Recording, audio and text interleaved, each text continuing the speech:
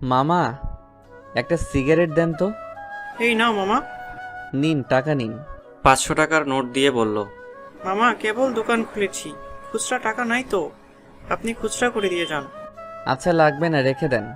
কিন্তু মামা। আরে রেখে দেন তো, আমি কি আজকে প্রথম এখান থেকে সিগারেট নিচ্ছি নাকি? পরে দরকার পড়লে নিয়ে যাব, অসুবিধা কোথায়? আচ্ছা ঠিক আছে মামা। লাইটারটা দেন তো। এই নিন। তারপর রানা সিগারেট ধরিয়ে সোজা হাঁটতে লাগলো। ওহ, আপনাদের তো পরিচয়টা দেওয়া হয় নাই। আসেন এবার পরিচয়টা দিয়ে নেওয়া যাক। ছেলেটার নাম রানা হাসান। মা বাবা অনেক আদর করে ছেলের নামটা রেখেছিল, কিন্তু এলাকার লোকজন সবাই তাকে বখাটে নামেই জানে। মারামারি, খুনখারাবি, রাহাজানি এসব যেন তার হাতের ময়লা। মারামারি, খুনখারাবি করতে তার একটু দ্বিধাবোধ লাগে না। রানা এবার ইন্টার সেকেন্ড ইয়ারে পড়ছে।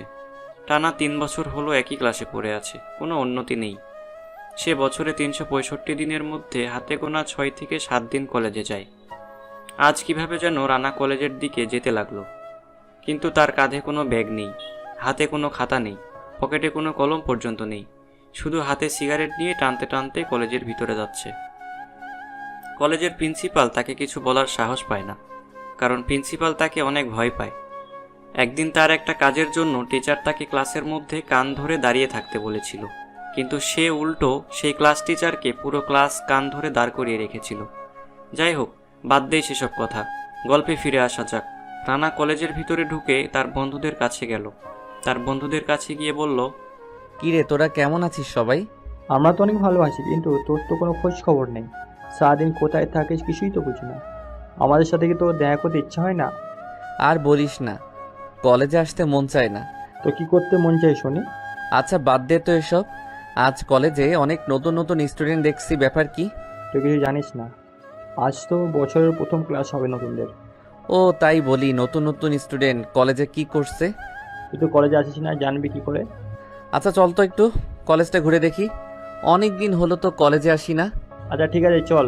তারপর সবাই মিলে কলেজে ঘুরতে লাগলো। আজ কলেজে বছরের প্রথম ক্লাস হবে, আর সেটা রানা জানে না। তারপর সবাই মিলে ঘুরতে ঘুরতে ক্যান্টিনে গেল। ক্যান্টিনে গিয়ে সবাই মিলে বসে আছে। হঠাৎ এমন সময় কে যেন রানার পিছনে এসে দাঁড়িয়ে রানাকে বলল, হ্যালো, আমি রাত্রি। আপনার নামটা জানতে পারি? রানা। বাহ, দুজনের নামের মধ্যে অনেক মিল আছে তো দেখছি। আচ্ছা, আপনি কি এবার সেকেন্ড ইয়ারে? হ্যাঁ। আচ্ছা, তাহলে আমরা কি বন্ধু হতে পারি? সরি, পারবো না। কেন, বন্ধু হলে সমস্যা কোথায়? এই মেয়ে, আপনার সমস্যা কোথায়? হ্যাঁ, আপনাকে বললাম তো বন্ধু হতে পারবো না, তো কি চান এখন? রাত্রি অনেক সুন্দর একটা মেয়ে। অনেক ছেলে তার সাথে বন্ধুত্ব করতে চায়, কিন্তু সে ভুলেও কোনো ছেলেকে পাত্তা দেয় না। আজ নিজে থেকে সে একটা ছেলের সাথে বন্ধুত্ব করতে গেল, আর সেই ছেলেটা তার সাথে এমনভাবে কথা বলল। রাত্রি তো কিছুতেই মেনে নিতে পারছে না। রাত্রি রেগে ফেটে যাচ্ছে। কিছুক্ষণ চুপ করে থাকার পর রাত্রি বলল, কি চাই মানে? আমি এই এলাকার চেয়ারম্যানের মেয়ে, আর আপনি আমার সাথে এভাবে কথা বলছেন কেন?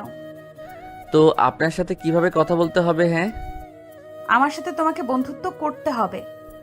ধুর, অনেক দিন পর কলেজে আসলাম, মুডটাই নষ্ট করে দিল। ধ্যাত, আর ভালো লাগে না। এটা বলে রানা সেখান থেকে চলে গেল। আর এদিকে রাত্রি ভাবতে লাগলো, ওহে চান্দু, এই এলাকার যত ছেলে আছে সবাই আমার সাথে বন্ধুত্ব করতে চায়। তুই কোন মহারাজা, হ্যাঁ, যে আমার সাথে বন্ধুত্ব করতে পারবি না? ভালোই ভালোই বন্ধুত্ব করতে চাইলাম দেখে, তাই না? নিজেকে কি ভাবিস? হ্যাঁ, তুই আজকে আমার বন্ধুত্ব গ্রহণ করলি না, দেখিস একদিন তোকেই আমি আমার হাজবেন্ড বানাবই। এটাই আমার চ্যালেঞ্জ। এটা বলে রাত্রি তার ক্লাসের উদ্দেশ্যে চলে গেল। আজ বছরের প্রথম দিন, তাই ক্লাস পরিচয় পর্ব চলছে। ক্লাসে টিচার একে একে সবার পরিচয় নিল, কিন্তু রানার থেকে পরিচয় নিল না। এটা দেখে রাত্রি অনেক অবাক হয়, কারণ সে ভাবছে ক্লাসের সবাই পরিচয় নিল, কিন্তু তার কোনো পরিচয় নিল না। এর মানে এর মধ্যে কোনো না কোনো কারণ আছে অবশ্যই। প্রথম দিন, তাই বেশি ক্লাস হলো না। পরিচয় পর্ব শেষ করে কলেজ ছুটি হয়ে গেল। কলেজ ছুটি হওয়ার পর সবাই যে যার মতো বাসায় ফিরতে লাগলো। রানা রাস্তার মাঝখানে দিয়ে হেঁটে যাচ্ছিল। হঠাৎ এমন সময় তার পিছন থেকে গাড়ির হর্ন শুনতে পায়। রানা অনেকটা রেগে যায়। সে ভাবছে কে এত হর্ন দিচ্ছে। এটা ভেবে রানা পিছন দিকে তাকায়। পিছন দিকে তাকিয়ে দেখে গাড়ির মধ্যে একটা সুন্দরী মেয়ে বসে, কিন্তু তার মুখটা ভালো করে দেখা যাচ্ছে না। একটু পর রাত্রি গাড়ির জানালা দিয়ে মাথা বের করে বলল, এই যে মিস্টার, কি সমস্যা? রাস্তার মাঝখান দিয়ে এইভাবে হেঁটে যাচ্ছেন কেন? আর মানুষ চলাচল করবে না? রানা রাত্রিকে চিনতে পারছে না, কারণ তখন কথা বলার সময় রানা মাথা নিচু করেছিল, তাই মুখটা দেখতে পায়নি। রানাকে চুপ করে থাকতে দেখে রাত্রি বলল, কি ব্যাপার, এভাবে চুপ করে আছেন কেন? কথা বলেন। কথা বলতে জানেন না নাকি? সরি, আসলে বুঝতে পারিনি। বুঝতে পারেননি নাকি গাড়িতে সুন্দর মেয়ে দেখে লোক সামলাতে পারেননি? এই মিস, মুখ সামলে কথা বলেন। আমি মিথ্যা কথা কি বললাম? হ্যাঁ, সুন্দর মেয়ে দেখলে সব ছেলেরাই একটু একটু এমন করে, এটা বলতে হবে না। রানা এবার কোনো কথা না বলেই সোজা হাঁটা ধরলো সেখান থেকে। রাত্রি তখন আর কিছু বলল না, কারণ একদিনে বেশি কিছু করা যাবে না। তাই রাত্রি গাড়িতে উঠে গাড়ি স্টার্ট করে বাসায় চলে গেল। রানা বাসায় গিয়ে একটু রেস্ট নেওয়ার জন্য শুয়ে পড়ে। এমন সময় হঠাৎ করে রানার ফোনটা বেজে ওঠে। হ্যালো ভাইয়া, আপনি কোথায় আছেন এখন? ওপাশ থেকে একটা মেয়ের কান্নার শব্দে কথা শুনতে পেয়ে রানা বলল, আমি বাসায় আছি, কিন্তু আপনি কে? আর কান্না করছেন কেন? ভাইয়া, আমার অনেক বড় বিপদ হয়ে গেছে। আমি যাকে ভালোবাসতাম সে আমার সাথে প্রতারণা করেছে। আমাকে মিষ্টি মিষ্টি কথা বলে একটা নিস্তব্ধ বাড়িতে ডেকে নিয়ে গিয়েছিল। তারপর সেখানে সে সহ তার আরও 3-4টা বন্ধু মিলে আমাকে গ্যাং রেপ করতে চেষ্টা করেছিল, কিন্তু আমি অনেক চেষ্টা করে সেখান থেকে পালিয়ে এসেছি। ওরা আমাকে খুঁজতেছে ভাইয়া। যদি ওরা আমাকে পায় তাহলে খুন করে ফেলবে। এখন আপনি আমাকে বাঁচাতে পারেন ভাইয়া। আচ্ছা, আপনি এখন কোথায় আছেন? এই তো 3 রাস্তার মোড়ে আছি। আচ্ছা, আপনি তাহলে একটা কাজ করেন, ওইখানে পশ্চিমের রাস্তা ধরে একটু সামনে গিয়ে বামে একটা বাড়ি পড়বে, সেই বাড়িতে গিয়ে আমার নাম বলবেন, তাহলেই আপনাকে সেখানে আশ্রয় দেওয়া হবে। আর আমি এখনই আসতেছি। ঠিক আছে ভাইয়া। তাই বলে রানা ফোনটা রেখে তাড়াতাড়ি করে বেরিয়ে পড়ে গাড়ি নিয়ে। তারপর রানা মেয়েটাকে নিয়ে সোজা সেই ছেলেদের কাছে যায়। তারপর সেই ছেলেদেরকে বলে, কিরে, তোরা নাকি এর সাথে অসভ্যতামি করতে চেয়েছিলি? কে বলেছে আমরা অসভ্যতামি করতে চেয়েছিলাম? আমরা তো একটু মজা করতে চেয়েছিলাম। আমার মনে হয় তোরা ভুলে গেছিস কার সামনে দাঁড়িয়ে কি বলছিস। ও বাবা, আমার ভয় পাচ্ছে। ওই তোরা কেউ আমাকে বাঁচা, আমাকে মেরে ফেলবে। তোদের কি আমাকে দেখে ভয় হচ্ছে না? কে বে তুই? আর তুই একা এসেছিস? দেখেছিস আমরা কয়জন? আমার মনে হয় তোরা এই রানার নাম শুনিসনি। কি রানা? তুই রানা কি এতই সস্তা জিনিস যে আমাদের কাছে আসবে? ছেলেগুলো রানার নাম শুনেছে কিন্তু কোনোদিন চোখে দেখেনি, আর তাই এসব কথা বলছে। আচ্ছা দাঁড়া, তোদের দেখাচ্ছি মজা। এটা বলে রানা সবার উপর ঝাঁপিয়ে পড়ে, সবাইকে একবারে শেষ করে দিল। সবাইকে মেরে ফেলার পর রানা মেয়েটিকে নিয়ে বাসায় চলে গেল। মেয়েটা অনেক ভয় পেয়েছিল, কিন্তু তার সাথে যে অসভ্যতামি করতে চেয়েছিল সেই ভয়টাকে রানা কাটিয়ে দিল। এরপর রানা মেয়েটিকে তার বাসায় ড্রপ করে দিয়ে সে তার নিজের বাসায় চলে যায়। কিছুদিন পর রানা কি যেন একটা কাজে কোনো একটা জায়গায় যাওয়ার জন্য বেরিয়ে পড়ে। মাঝ রাস্তায় গিয়ে আটকা পড়ে যায় জ্যামের জন্য। রাস্তায় প্রচুর জ্যাম ছিল। রানা অনেক চেষ্টা করছিল তাড়াতাড়ি যাওয়ার জন্য, কিন্তু জ্যামের কারণে যেতে পারছিল না। রানা জ্যাম ছোটার অপেক্ষায় ছিল। রানার পাশে রাত্রিও জ্যামে আটকা পড়েছে। রাত্রি রানাকে লক্ষ্য করে তার সাথে কথা বলতে চাইল, কিন্তু রানা এখানে তাকে কোনো পাত্তা দিল না। রাত্রি এবার প্রচণ্ড রেগে গেল। সে ভাবছে, কিসের এত অহংকার? হ্যাঁ, আমার মতো একটা সুন্দরী মেয়ে তার সাথে কথা বলতে চায়, আর সে আমাকে কোনো পাত্তাই দেয় না। তোকে আমি শায়েস্তা করেই ছাড়বো। তোকে যদি আমি আমার বশে আনতে না পারি, তাহলে আমিও চেয়ারম্যানের মেয়ে নই। রাত্রি এটা ভেবে বলছে আজকে ওকে একটা শায়েস্তা করতেই হবে। এটা বলে রাত্রি রানার পিছু নেয়। রানা যেতে যেতে একটা ঘন জঙ্গলের মধ্যে দিয়ে যাচ্ছিল। নিস্তব্ধ এলাকা, ঘন জঙ্গল, তার মধ্যে কোনো বসতি ছিল না, আশেপাশে কোনো বাড়ি নেই। রানা যেতে যেতে একটা বাড়ির সামনে গাড়ি রেখে বাড়ির ভিতরে চলে গেল। রাত্রি এটা দেখে রানার পিছনে পেছনে গেল।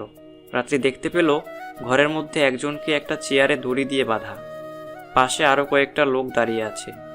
রানা কিছুক্ষণ কি যেন বলল, তারপর হঠাৎ করে কোমর থেকে একটা চাকু বের করে সোজা লোকটার বুকের মধ্যে ঢুকিয়ে দিল। এটা দেখে রাত্রি নিস্তব্ধ হয়ে দাঁড়িয়ে রইল। সে ভাবছে, এটা আমি কাকে দেখছি? এটা কি সেই রানা যাকে কলেজের সবাই ভদ্র চোখে দেখে? রানাকে দেখে সবাই কত ভদ্র ভাবে, আর তার ভদ্রতার আড়ালে এমন হিংস্রতা লুকিয়ে আছে। রাত্রি এতদিন রানা নামের একটা বখাটেকে জানতো।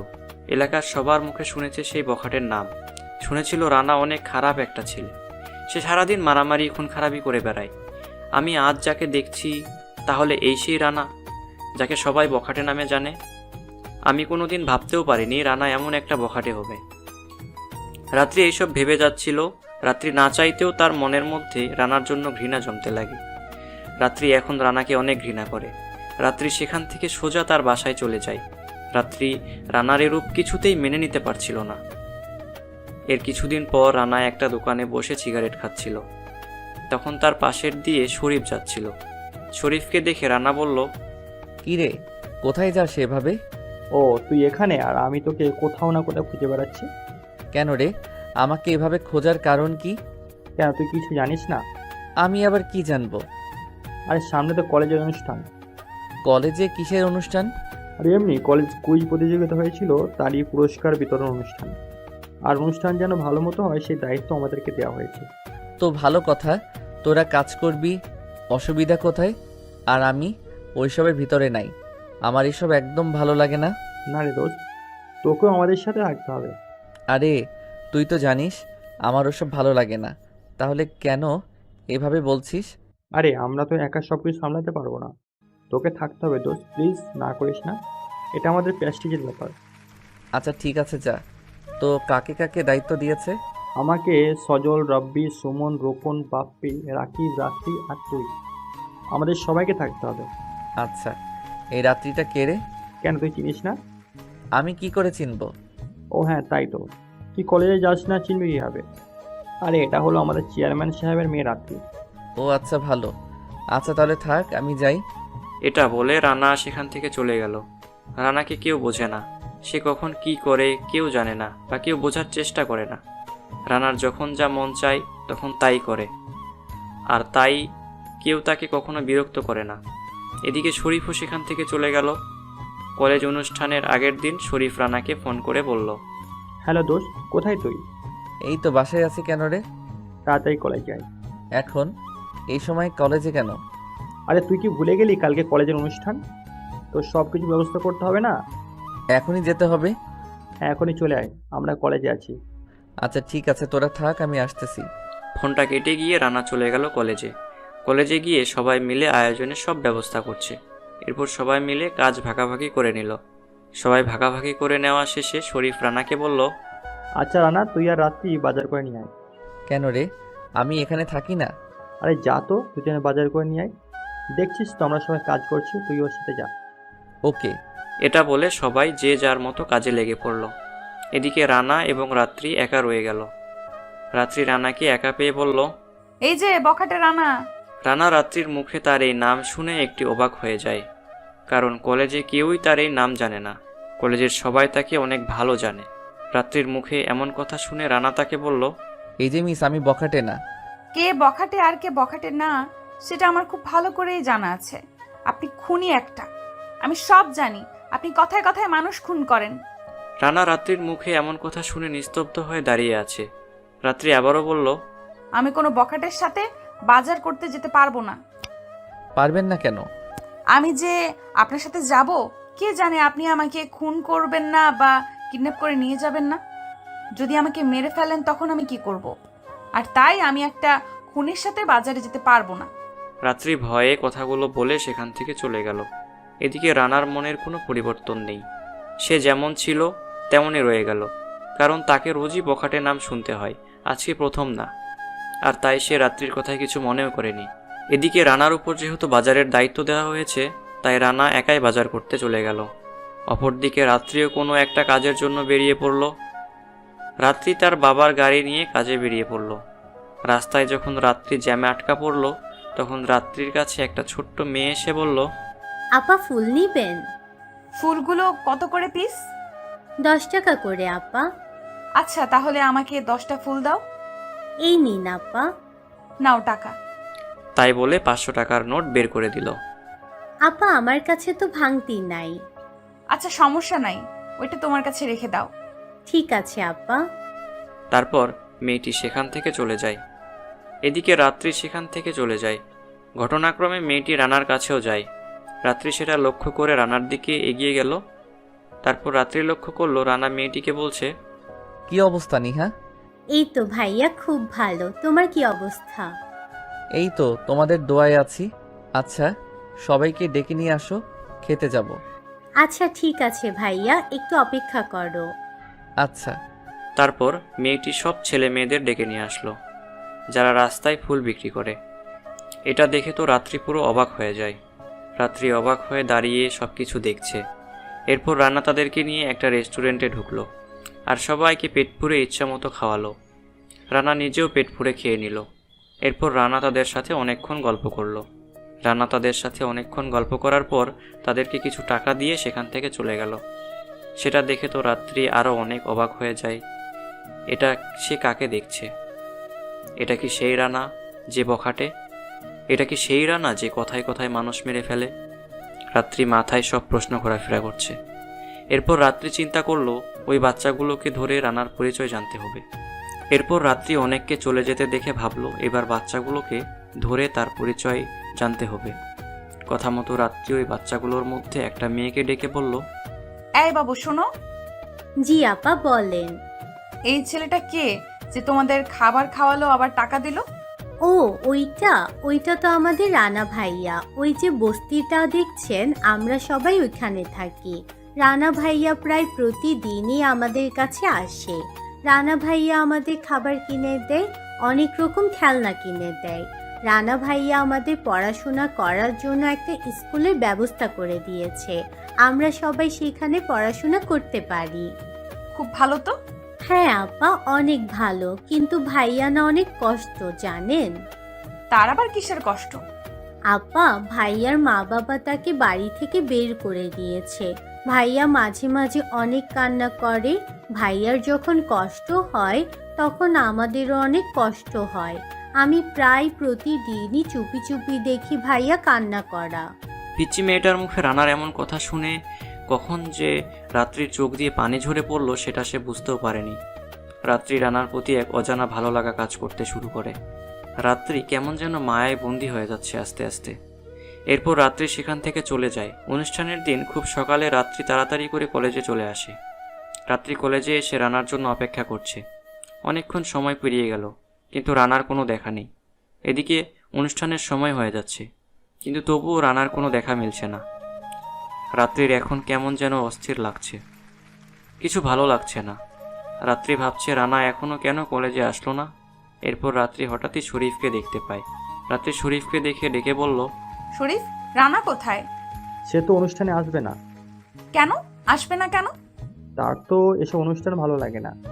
যদি অনুষ্ঠানে আসে কিছুক্ষণ থেকেই চলে যায়। আচ্ছা তুমি ওকে একটু আসতে বলো না। ওকে বলে লাভ হবে না, ও আসবে না।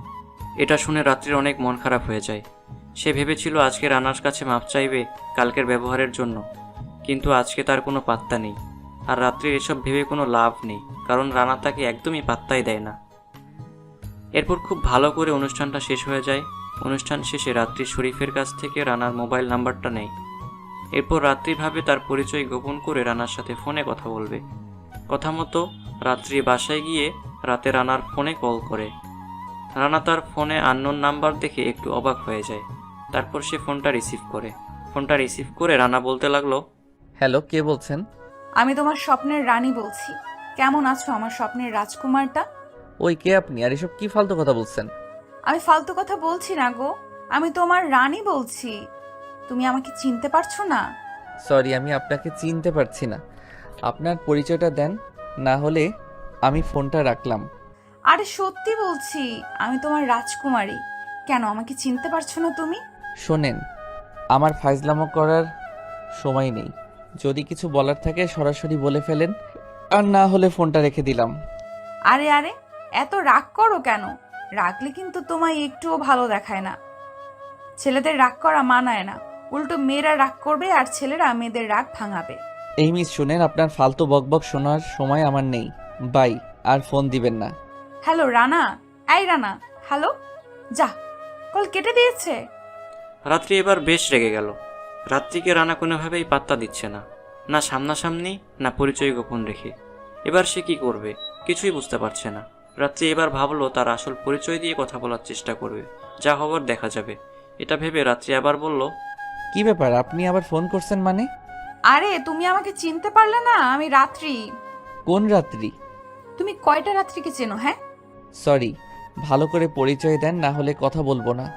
আরে কথায় কথায় এত রাগ করো কেন হ্যাঁ? আরে আমি চেয়ারম্যানের মেয়ে, আমার কণ্ঠ শুনে আমাকে চিনতে পারছো না? সরি, আপনাকে চেনার জন্য আমি বসে নেই। কি বলার জন্য ফোন করেছেন সেটা বলেন। রাত্রি রানার মুখে এমন কথা শুনে অনেক রেগে যায়।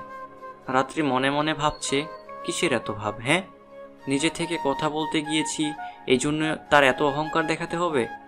আমার সাথে একটু ভালো করে কথা বললে কি হয়? হ্যাঁ, কি হলো, আপনি কিছু বলবেন নাকি আমি ফোনটা রেখে দেব? আরে ফোনটা রাখবে কেন? কথা বলার জন্য ফোন দিছি না। তাহলে চুপ করে আছেন কেন?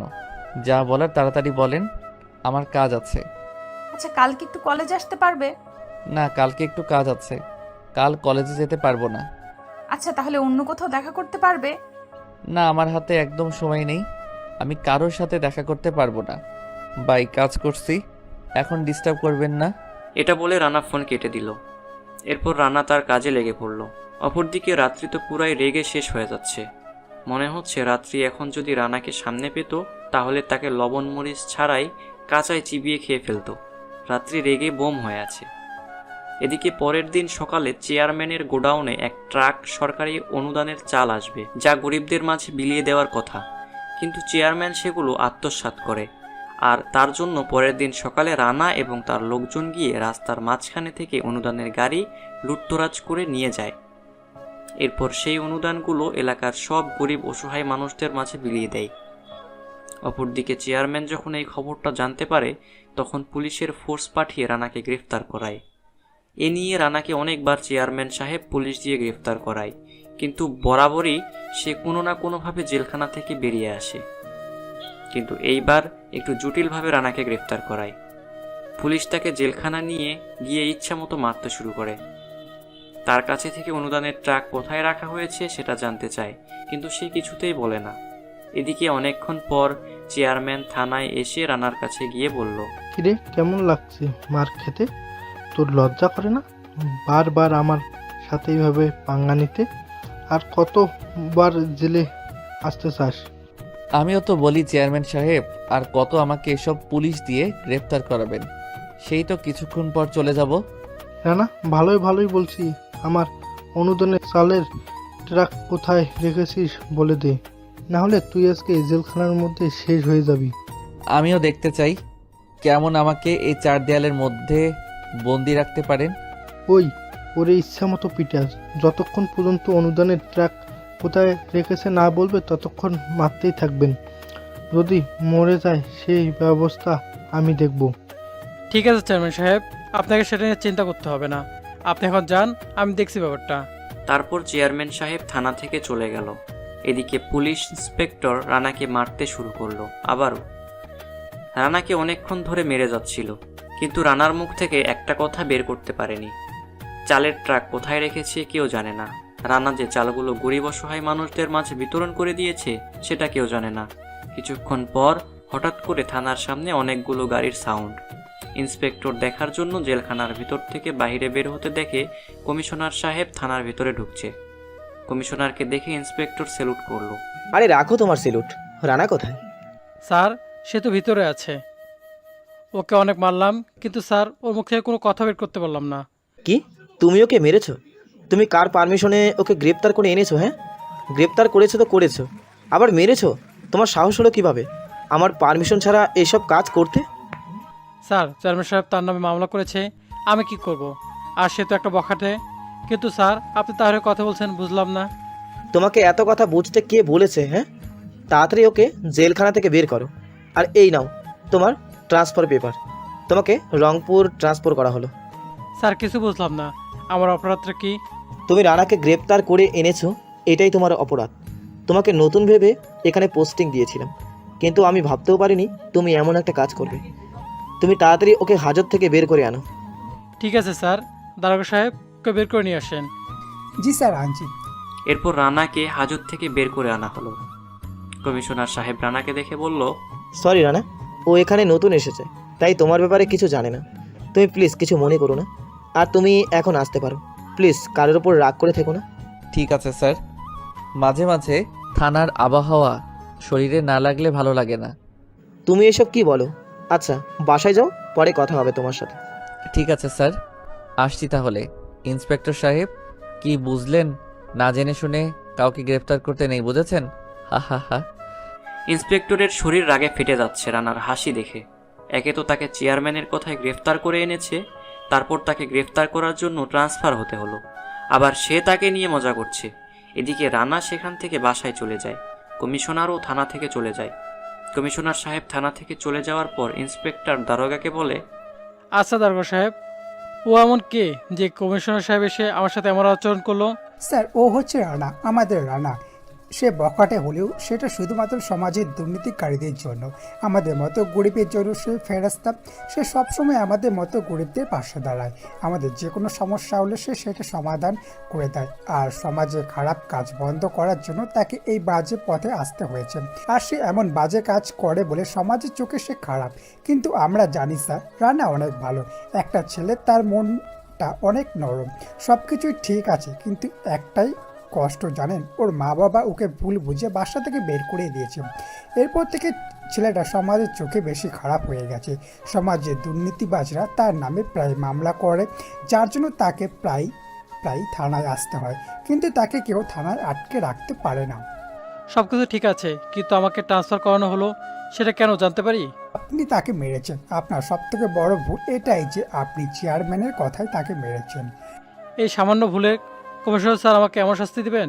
কমিশনার স্যারকে আপনি চেনেন না, আমরা চিনি। কমিশনার সাহেব রানাকে অনেক ভালোবাসে, কারণ রানা কমিশনার স্যারের জীবন বাঁচিয়েছিল।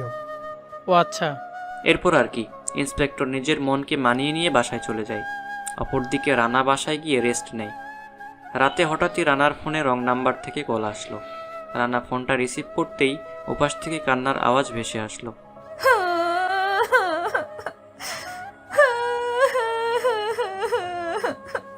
কি ব্যাপার, কে আপনি? আর এইভাবে কান্না করছেন কেন?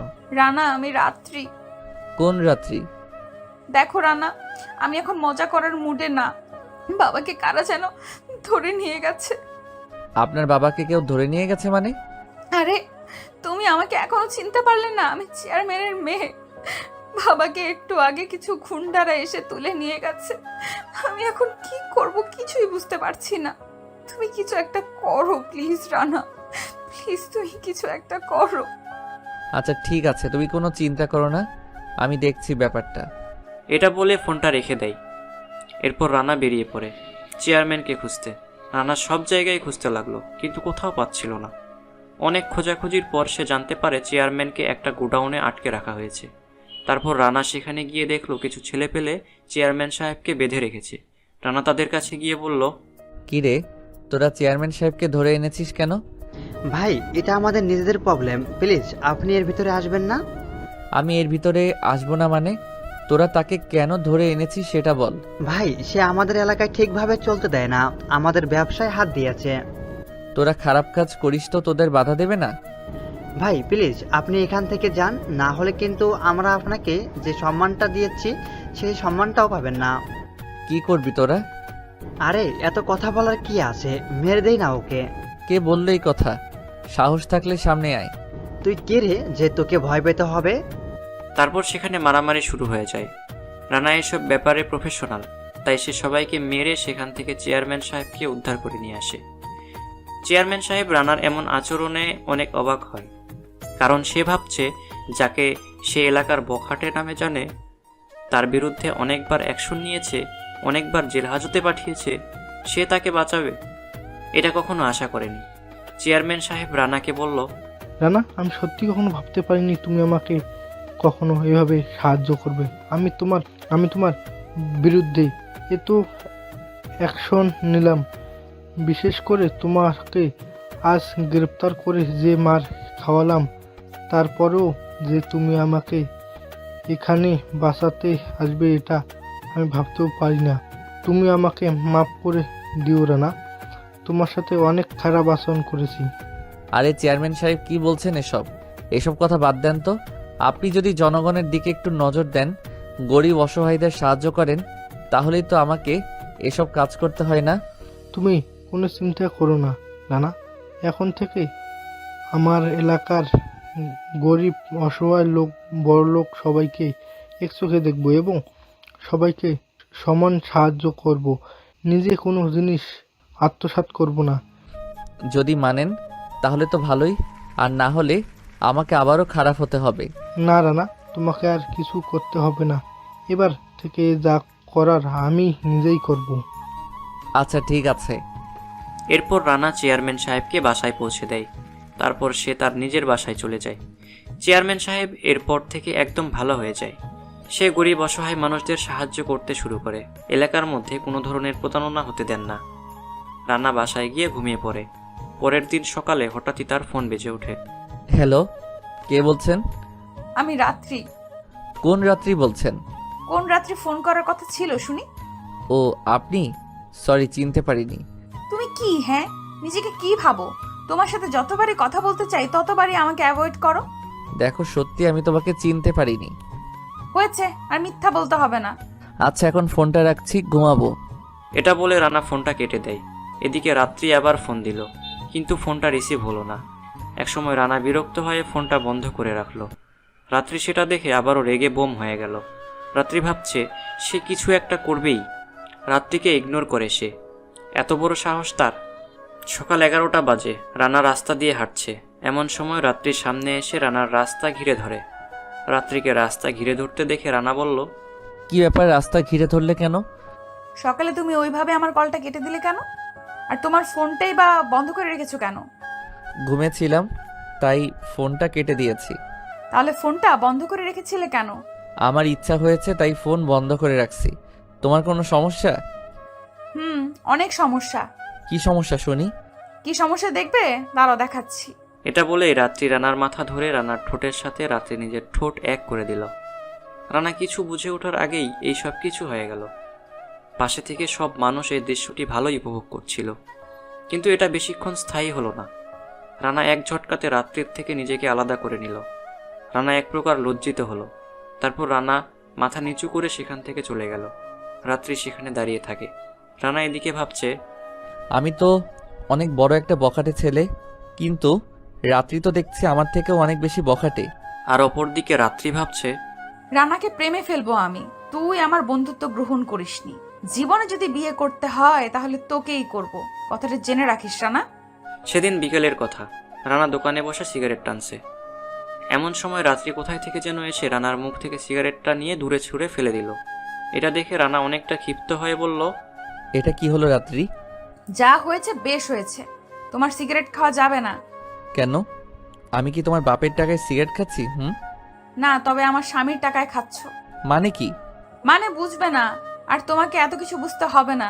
শুধু এইটুকু জেনে রাখো, আজ থেকে সিগারেট খাওয়া যাবে না। ধ্যাত, এই যে বখাটে রানা, সমস্যা কি?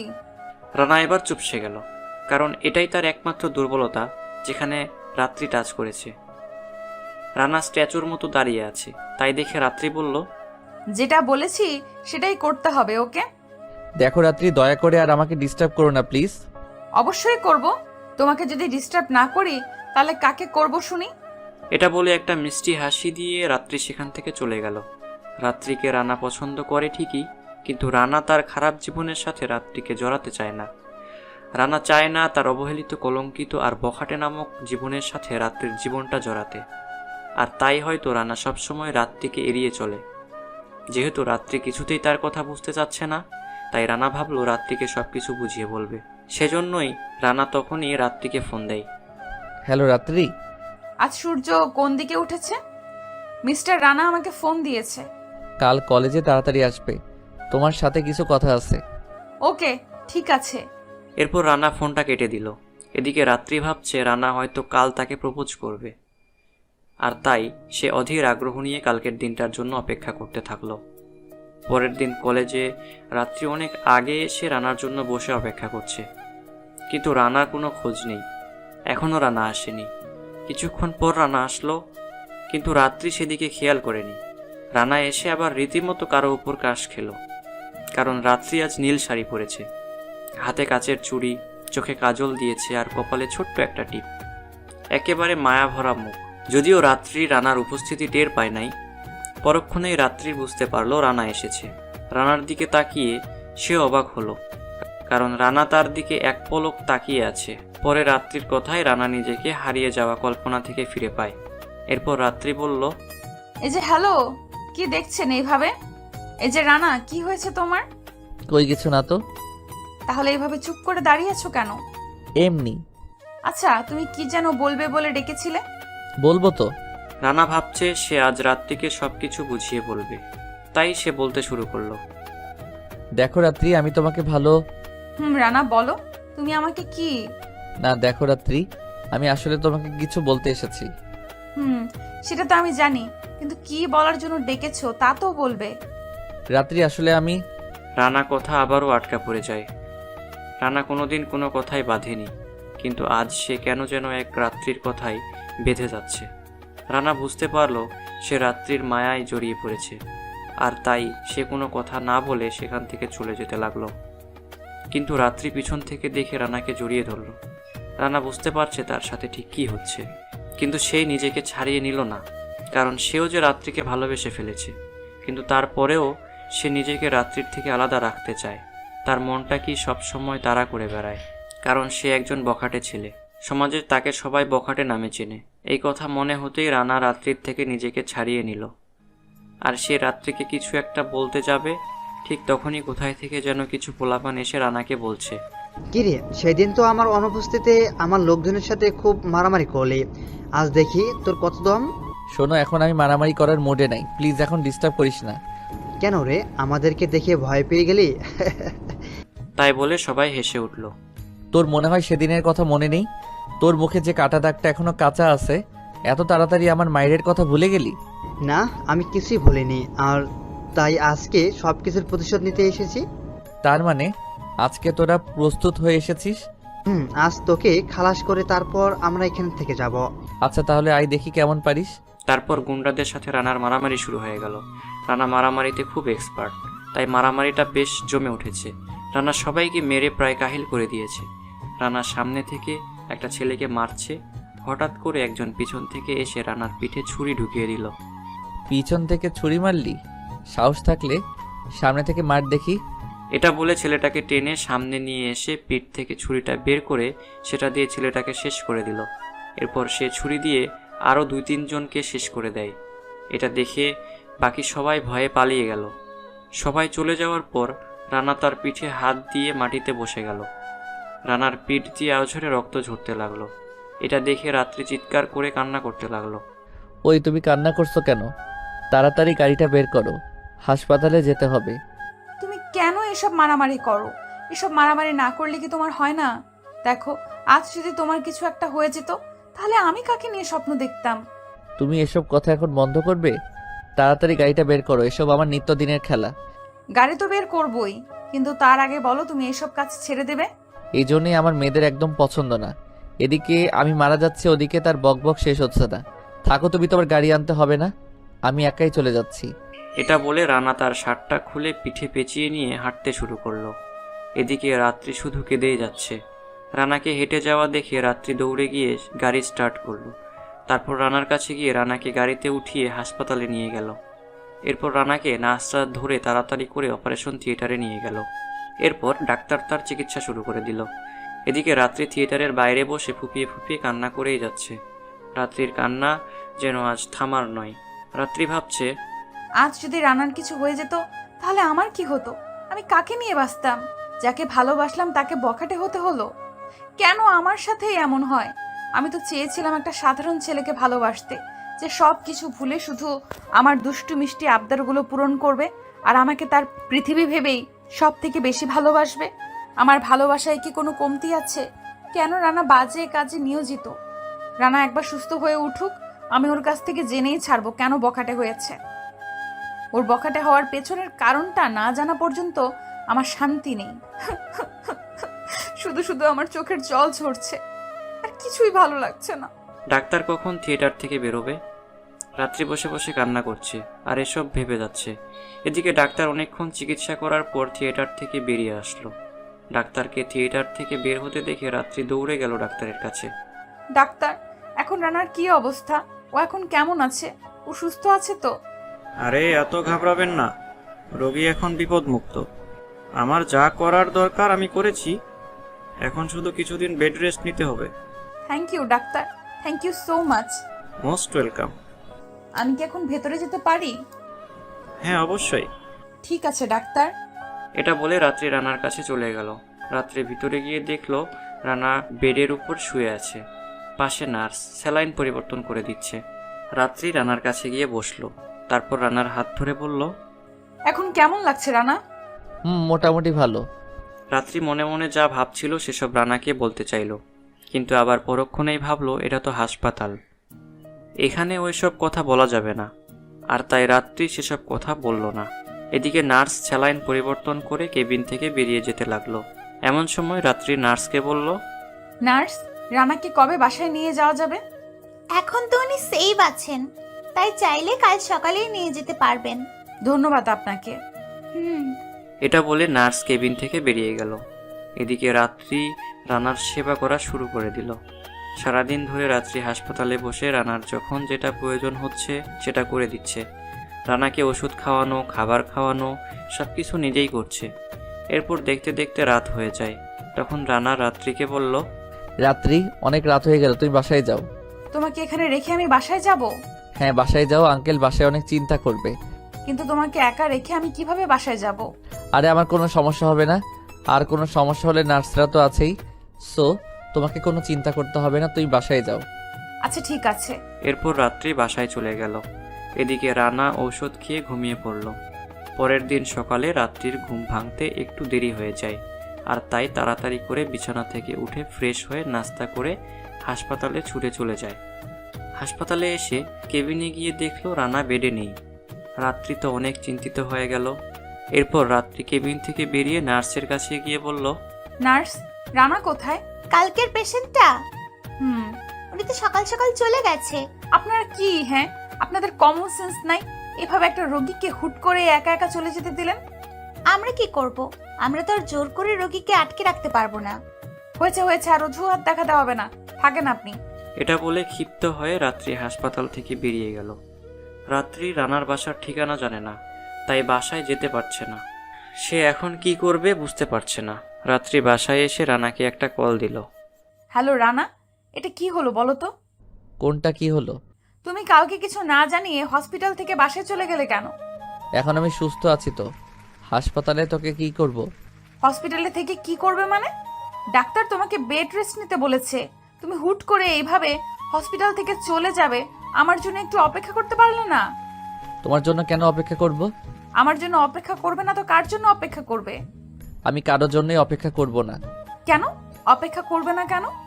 আমার ইচ্ছা, তাই অপেক্ষা করব। তোমার কোনো সমস্যা? হ্যাঁ, অনেক সমস্যা।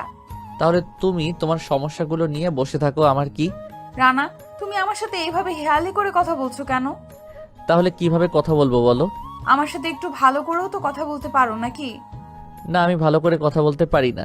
তুমি না একটা রসকসহীন মানুষ। হ্যাঁ, আমি রসহীন মানুষ, তাতে কার কি? উফ, তোমার খোঁজ খবর নেওয়ার জন্য ফোন করলাম আর তোমার সাথে ঝগড়া করছি। থুর, এসব ভালো লাগে না। আমার খোঁজ খবর কে নিতে বলেছে?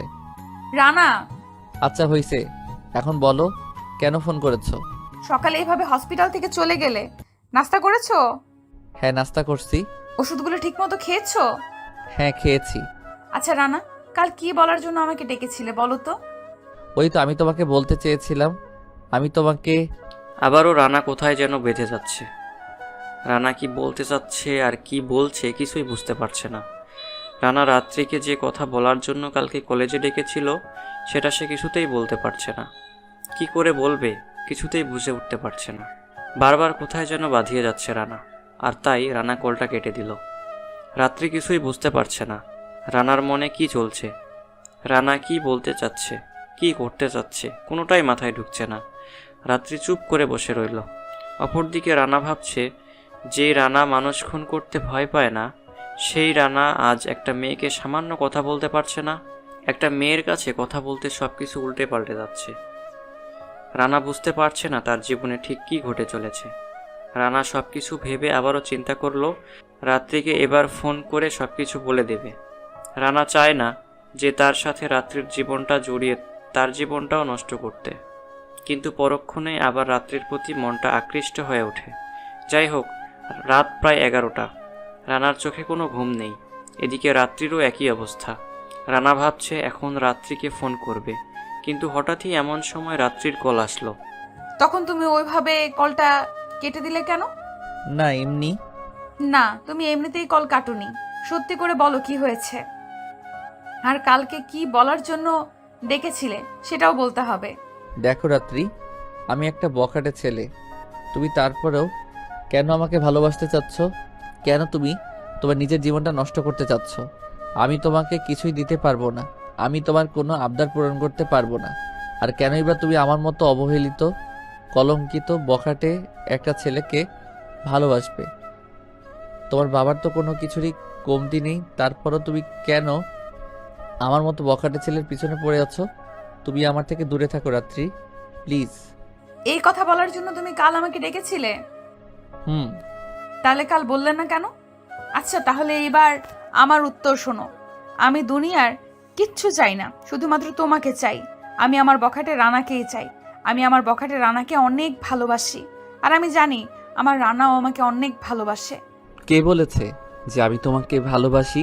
রানা, সব কথা মুখে বলতে হয় না, আমিও কিছু বুঝি।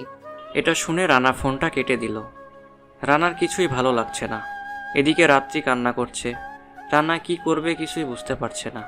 রানা ভাবছে সে তার মা বাবার সাথে কথা বলবে, কিন্তু তার মা বাবার সাথে সে কিভাবে কথা বলবে? তার মা বাবা তো অনেক দিন আগেই তাকে বাড়ি থেকে বের করে দিয়েছে। রানার মাথায় কিছুই আসছে না। রানা একটা সিগারেট ধরিয়ে টানতে লাগলো। কিছুক্ষণ পর ঘুমের ওষুধ খেয়ে ঘুমিয়ে পড়ল। কিন্তু রাত্রির তো চোখে ঘুম নেই, সে শুধু কান্না করেই যাচ্ছে। রাত্রির বাবা তার কান্নার আওয়াজ শুনে তার কাছে গেল। কি হয়েছে রে মা? আমাকে বল কি হয়েছে? বাবা, রানা। কি করেছে রানা? তোর সাথে কি কোনো খারাপ ব্যবহার করেছে? না না বাবা, আমি রানাকে ভালোবাসি, কিন্তু ও আমাকে দূরে ঠেলে দিচ্ছে। ও, এই ব্যাপার। আচ্ছা, আমি রানার সাথে কথা বলবো এই ব্যাপারে। সত্যি বাবা? 3 সত্যি। আই লাভ ইউ বাবা। আচ্ছা, এখন ঘুমিয়ে পড়। রাত্রির বাবা এটা বলে চলে গেলেন। রাত্রির বাবা চিন্তায় পড়ে গেলেন। রানা এক কথার মানুষ, সে কি শুনবে তার কথা? চিন্তায় এবার ঘুম হারাম হয়ে গেল তার। পরের দিন সকালে রানা চা খাচ্ছে চায়ের দোকানে বসে। এমন সময় রাত্রির বাবার আগমন। রানা, এদিকে শোনো একটু। জি আঙ্কেল, কিছু বলবেন? কিছু বলার ছিল। জি আঙ্কেল, বলেন কি কথা? রানা, তোমার কাছে একটা জিনিস চাইবো, দেবে? আরে আঙ্কেল, কি বলেন এগুলো? আমার মতো একটা বখাটে কি দিতে পারে আপনাকে? রানা, আমি রাত্রির জন্য তোমাকে ভিক্ষা চাই, প্লিজ না করো না। তুমি না করলে মেয়েটা আমার শেষ হয়ে যাবে, সে নিজেকে শেষ করে ফেলবে। তারপরেও বলেন কি দিতে পারি আপনাকে? আঙ্কেল, রাত্রি আমার অতীতের সম্পর্কে তো কিছুই জানে না। আঙ্কেল, আমি রাত্রিকে ঠকাতে চাই না, আর তাই আমি রাত্রির থেকে দূরে থাকার চেষ্টা করছি। আর সত্য কখনো চাপা থাকে না। রাত্রি কোনো না কোনো দিন ঠিকই জানবে আমার অতীতের ব্যাপারে, কিন্তু সেদিন কি রাত্রি ভালোবাসবে আমাকে? রানা, তোমার কাছে হাত জোর করছি বাবা। কি করছেন আঙ্কেল? ছোটদের সামনে কখনো এমন করতে নেই। আমি রাত্রিকে সব বুঝিয়ে বলবো, আপনি চিন্তা কইরেন না। এরপর তারা আরও কিছুক্ষণ কথা বলে। এরপর রাত্রির বাবা সেখান থেকে চলে যায়। রানা রাত্রিকে ফোন করে বিকেলে নদীর পাড়ে আসতে বলে। তারপর রানা সেখান থেকে চলে যায়। বিকেল 5টা। রানা নদীর পাড়ে বসে কি যেন ভাবছে। গভীর চিন্তায় ডুবে আছে রানা। এমন সময় রানার কাঁধে কার যেন হাতের স্পর্শ অনুভব করলো। পিছনে তাকিয়ে দেখে রাত্রি। মেয়েটার চোখ দুটো লাল হয়ে আছে, অনেক কান্না করেছে হয়তো রাতে। রানা মনে মনে অনেক ব্যথিত হলো। কেমন আছো রাত্রি? তুমি জানো না আমি কেমন আছি।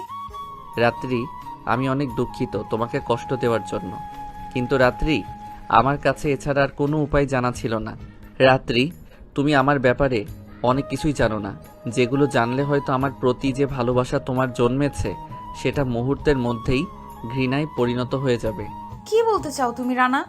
এরপর রানা বলতে শুরু করলো। রাত্রি, আমার একটা অতীত আছে। সে অতীতের রানার সাথে এখনকার রানার কোনো সম্পর্ক নেই। সেই রানা ছিল সবার ভালোবাসার, আর এই রানা হলো সবার ঘৃণা। সেই রানা ছিল বাবা মায়ের অনেক আদরের সন্তান, আর এই রানা হলো মা বাবার সব থেকে ঘৃণার রানা। জানো রাত্রি, আমার মা বাবার আমি একমাত্র সন্তান, কিন্তু আজ 5-5টা বছর তাদের সাথে আমার কোনো যোগাযোগ নেই। অনেক চেষ্টা করেছি আমি মায়ের সাথে কথা বলতে, কিন্তু না, আমার সেই সৌভাগ্যটা আর হয়নি। অনেক চেষ্টা করেছিলাম বাবার মুখে সেই ভালোবাসার ডাক নামটা শুনতে, কিন্তু পারিনি আমি। রানা কাঁদছে আর তার কথা আটকে যাচ্ছে।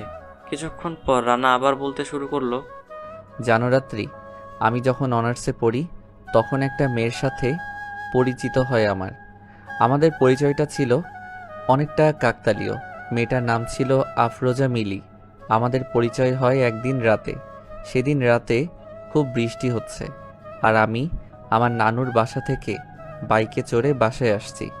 এমন সময় একটা মেয়ে হাত নাড়িয়ে আমাকে দাঁড়াতে বলল। কি ব্যাপার, এভাবে দাঁড় করালেন কেন? এই ঝুম বৃষ্টিতে কেউ কি এমনিতেই কাউকে দাঁড় করায়? হ্যাঁ, তাও তো ঠিক।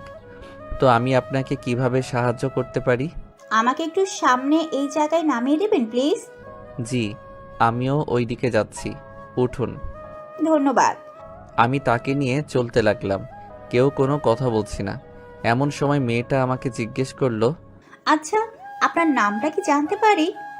আমার নাম রানা, আপনার? আমার নাম মিলি। তো কোথা থেকে আসছেন আপনি? এই তো নানুর বাসায় থেকে। আপনি? আমি একটু আন্টির বাসায় গিয়েছিলাম, কিন্তু ফিরতে দেরি হয়ে গেল। এমন সময় বিজলি অনেক জোরে গর্জে উঠল, আর মিলি আমাকে জড়িয়ে ধরে। আমি চমকে উঠেছিলাম, কিন্তু মনের মাঝে এক অজানা ভালো লাগা কাজ করছিল।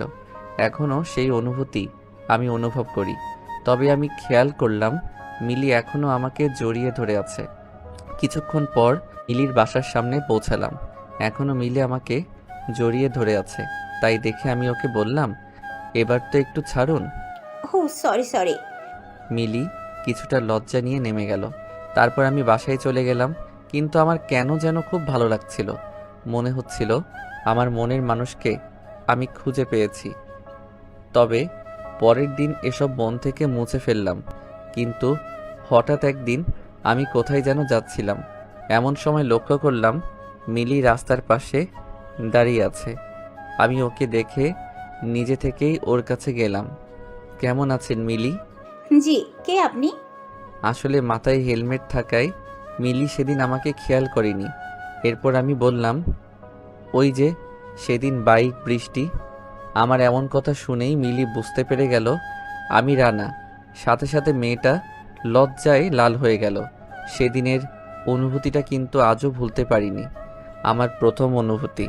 কিছুক্ষণ দুজনে নীরবতা পালনের পর আমি নীরবতা ভেঙে বললাম, তো কোথায় যাচ্ছেন? এই তো একটু কলেজে যাব। চলুন, আমি ওই দিকেই যাব।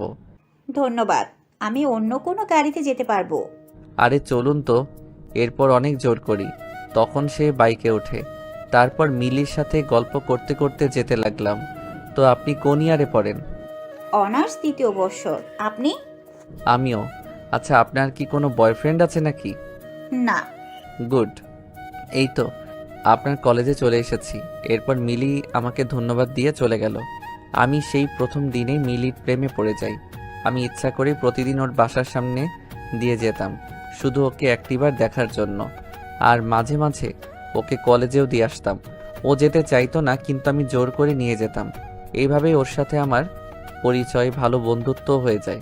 একসময় আমি ওকে প্রপোজ করে ফেলি, কিন্তু মিলি না করে দেয়। তারপর থেকে আমি আর মিলির সাথে তেমন দেখা করতাম না। সে হয়তো চাইতো আমি তাকে আরেকটিবার বলি, মিলি আমি তোমাকে অনেক ভালোবাসি, তোমার সাথে আমার বাকিটা জীবন কাটাতে চাই, তুমি কি আমার আপন হবে? কিন্তু আমি আর মিলিকে এসব কথা বলিনি।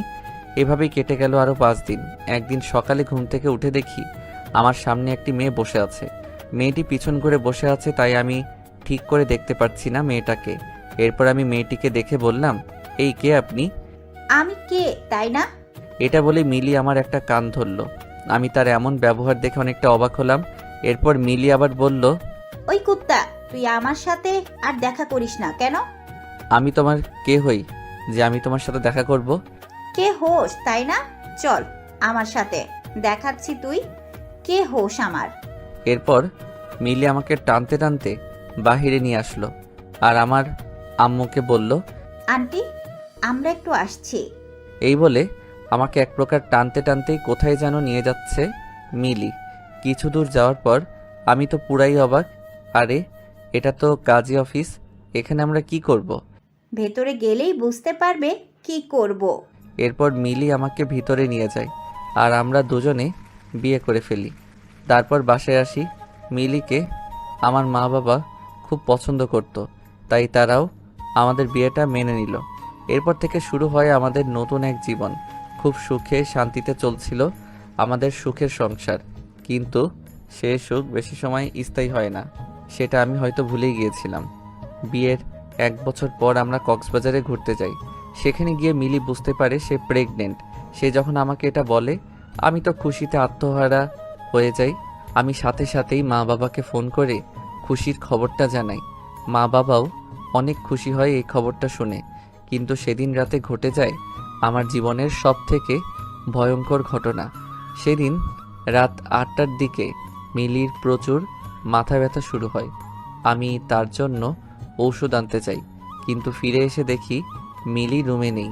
আমি পাগলের মতো মিলিকে খুঁজতে লাগি, কিন্তু কোথাও আমি আমার মিলিকে খুঁজে পাচ্ছিলাম না। কি করব কিছুই বুঝতে পারছিলাম না।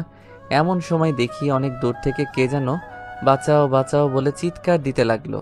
আমার আর বুঝতে বাকি রইল না সেটা মিলি। আমি সেখানে দৌড়ে চলে যাই, কিন্তু ততক্ষণে ওরা আমার মিলিকে শেষ করে ফেলে। তারা সবাই মিলে আমার মিলিকে গ্যাং রেপ করে। আমি সেখানে যাওয়ার আগেই তারা আমার কলিজার মিলিকে দুনিয়া থেকে বিদায় করে দেয়। রাত্রি আমি সেদিন আমার মিলিকে বাঁচাতে পারিনি। রাত্রি আমার কলিজাটা অনেক চিৎকার করেছিল, ওদের কাছে হাত জোড় করেছিল, কিন্তু তারা আমার কলিজার কোনো কথাই শোনেনি। তারা আর মিলিকে বাঁচতে দিল না। তাদের শত্রু ছিলাম আমি, কিন্তু তারা আমার মিলিকে মেরে ফেললো। ওরা আমাকে মারতে পারতো, কিন্তু রানা আর কোনো কথা বলতে পারছে না, বুকটা ফেটে যাচ্ছে কান্নায়। এবার রানা কথাগুলো শুনে রাত্রিও কেঁদে দিল। রাত্রি তার কান্নাকে থামাতে পারছে না। কিছুক্ষণ পর রাত্রি আবার বলতে শুরু করলো। জানো রাত্রি, মিলি অনেক অনেক ভালো ছিল। সে আমার মা বাবার অনেক আদরের ছিল। মিলির কেউ ছিল না, তাই সে আমার মা বাবাকে তার নিজের মা বাবা মনে করত। সে একাই পুরো বাড়ি গুছিয়ে রাখত। রানা কান্না করছে। রাত্রি কিছু না বুঝে নিজের ওড়না দিয়ে রানার চোখের পানি মুছে দিল। রাত্রি ভাবছে এত কষ্ট নিয়ে একটা মানুষ কিভাবে আছে। রানা আবার স্বাভাবিক হয়ে বলতে শুরু করলো। তারপর আমি বাসায় চলে আসি। অনেক কিছু মনের মধ্যে বাসা বাঁধতে শুরু করে। বাসায় যাওয়ার পর কলিং বেল বাজাতেই মা মিষ্টির প্যাকেট নিয়ে আমার সামনে আসে, কিন্তু মিলিকে মা না দেখতে পেয়ে আমাকে জিজ্ঞেস করে, মিলি কোথায়? রাত্রি আমি তখন কোনো উত্তর দিতে পারিনি। আমি সেদিন বোবা হয়ে গিয়েছিলাম। আমি মা বাবাকে বলতে পারিনি মা মিলি আর নেই। আমি কিছু না বলেই বাসা থেকে বের হয়ে আসি। আমার মা বুঝতে পারে কিছু একটা হয়েছে। আমি পরে মাকে সব কিছু খুলে বলি। সেদিন আমার মা বাবা আমাকে বাসা থেকে বের করে দেয়, কারণ সব দোষ আমার ছিল। আমি ওদের শত্রু ছিলাম, কিন্তু ওরা আমাকে না মেরে আমার কলিজাকে মেরে ফেলেছে। তারপর থেকে আমি আর কোনোদিন বাসায় যাইনি। হয়ে গেছি একটা বখাটে ছেলে। সবার চোখে হয়ে যাই ক্রিমিনাল। আমি পরে তাদের সবাইকে খুন করি যারা আমার কলিজাকে মেরে ফেলেছে। তারপর আমাকে জেলেও যেতে হয়েছে। রানা কান্না করছে, সাথে রাত্রিও কাঁদছে। রাত্রি বুঝতে পারছে না সে কি করবে। কিছুক্ষণ পর রাত্রি সেখান থেকে চলে যায়। রানা রাত্রির চলে যাওয়া দেখে ভাবছে, আমি জানতাম রাত্রি আমার অতীতের ঘটনা জানলে তুমিও আমাকে ঘৃণা করবে। আমার প্রতি তোমার যে ভালোবাসা, সে ভালোবাসাটা থাকবে না। দেখেছো রাত্রি, আমি আজ সঠিক। তোমাকে বলেছিলাম আমাকে তুমি ভালোবাসতে পারো না, কারণ আমি অনেক খারাপ একটা ছেলে। আমার অতীতের ঘটনা শুনে সেই তো আমাকে একা করে চলে গেলে সবার মতো। রানা আরও কিছুক্ষণ নদীর পাড়ে থেকে একটু মনটাকে হালকা করে বাসায় চলে যায়। পরের দিন সকালে রাত্রি রানাকে কল করে। রানা রাত্রির নাম্বার থেকে কল আসা দেখে অনেকটা অবাক হয়ে যায়। এরপর রানা কলটা রিসিভ করলো। রানা, কোথায় আছো? নদীর পাড়ে আসতে পারবে একটু? কেন? আরে আসো না রানা, প্লিজ, না করো না। আচ্ছা, আসতেছি। এরপর রানা ফ্রেশ হয়ে চলে গেল নদীর পাড়ে। সেখানে গিয়ে দেখে একটা নীলপরি, মানে রাত্রি নীল শাড়ি পরে আছে। রানা পিছন থেকে কাশি দিল। ও, এসেছো তুমি? হুম। রানা, একটা কথা বলতে পারি? হ্যাঁ, বলো। রানা, আমি কি তোমার মিলি হতে পারি? হতে পারি কি তোমার সুখ দুঃখ কষ্টের সাথী? রাত্রি, তুই জানো আমি একটা বখাটে, তারপরেও। রানা কিছু বলার আগেই রাত্রি একটা কিস করে দিল রানার ঠোঁটে। আমি এই বখাটিকেই চাই। এরপর রানাকে জড়িয়ে ধরে রাত্রি বলল, প্লিজ রানা, তুমি আমাকে ফিরিয়ে দিও না, প্লিজ। রাত্রি অনেক রিকোয়েস্ট করতে থাকে। রানা অজান্তেই তার হাত জোড়া জড়িয়ে ধরে। কিছুক্ষণ পর রাত্রি বলে, রানা, আমি তোমাকে তোমার বাবা মার কাছে ফিরিয়ে নিয়ে যাব, প্রমিস। রানা এটা শুনে অনেক খুশি হলো। রানা ভাবছে কেউ একজন তো তাকে বুঝেছে। এরপর রাত্রিকে নিয়ে নতুন জীবন শুরু করে দেয় রানা। যদিও রানা জানে না তার নতুন যাত্রা কেমন হবে, তবে সে হয়তো এক চিলতে সুখের খোঁজে রাত্রিকে আপন করে নেয়।